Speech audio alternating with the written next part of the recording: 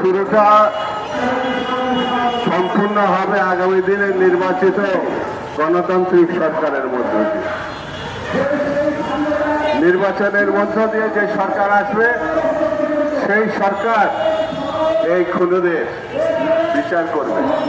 আমাদের এই যে হাবিবুর রহমান হাবিব সাহেব আসলেন, দেশনেত্রী বেগম খালেদা জিয়ার বিশিষ্ট উপদেষ্টা, সাবেক ছাত্র নেতা, তারও যে আন্দোলন, ছাত্র জীবনের যে গণঅভ্যুত্থানের 90-এর আন্দোলন, সেটিও হচ্ছে বাংলাদেশের গণতন্ত্রের জন্য।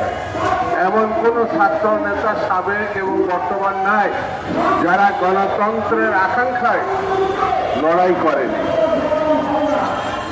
হাসিনা এবং আওয়ামী লীগ দেশে এবং সারা বিশ্বে এরা হলো হিটলারের অনুসারী। এরা শুধু খুনি না, এরা লুটপাটকারী না, এরা মানুষ জানার দানব।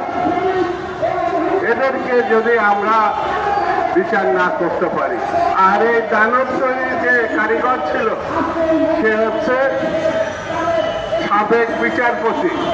বিচারপতি বলতেও আমাদের ঘৃণা লাগে। এই খায়রুল এটা পাক্কা একটা বদমাইশ ছাড়া আর কিছু না। এর প্রতি যে কেন এখনো মিডিয়া মানুষ প্রধান প্রচার বসে শব্দ ব্যবহার করে, এটা আমি বুঝতে পারি। এ একটা খুনি।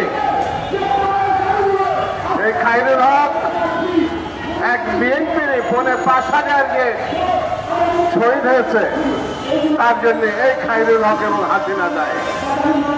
হাসিনা এবং খায়রুল হক বাংলাদেশের স্বাধীনতাকে, মুক্তিযুদ্ধকে অপমান করেছে, বাংলাদেশের গণতন্ত্রকে অপমান করেছে। বাংলাদেশের মানুষ আন্দোলন করে কি একটা সরকার প্রতিষ্ঠা করেছিল। আমাদের দেশে একটা সিস্টেম দাঁড় হওয়ার পরিস্থিতি তৈরি হয়েছে, কিন্তু এই খায়রুল হক এবং হাসিনা বাংলাদেশে কর্তৃত্ববাদী শাসন প্রতিষ্ঠার মধ্য দিয়ে গণতন্ত্রকে ধ্বংস করেছে। ৭১ থেকে ২৪-এর যে আন্দোলন, সেই আন্দোলনে অসংখ্য শহীদ, অসংখ্য মানুষ যে আহত হয়েছে এবং বাংলাদেশের মানুষ যে ক্ষতিগ্রস্ত হয়েছে, স্বাধীনতা সার্বভৌমত্ব বিপন্ন হয়েছে, তার একমাত্র দায়ী ব্যক্তি এই হাসিনা, খায়রুল হক এবং দল হিসাবে আওয়ামী লীগ। বন্ধুরা, বিএনপি সে কারণে বলেছে এদেরকে মাফ করা যাবে না। বিএনপি নিজে বেগম খালেদা জিয়া, জনাব তারেক রহমান, বাংলাদেশের সব থেকে গ্রহণযোগ্য নেতা এবং নেত্রী, তারা তাদের জীবন বিপন্ন করে অন্যায়ের সঙ্গে আপোষ করে নাই।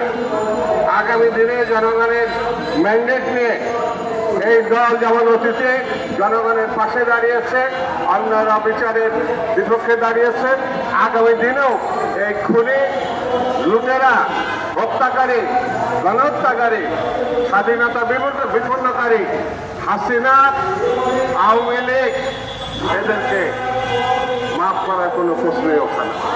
সেই জন্য বন্ধুরা, আমি বেশি বক্তৃতা করবো না, শুধু কথা বলে আজকে শেষ করি। বাংলাদেশের মানুষ, লক্ষ লক্ষ মানুষ শহীদ হয়ে বাংলাদেশ প্রতিষ্ঠা করেছিল।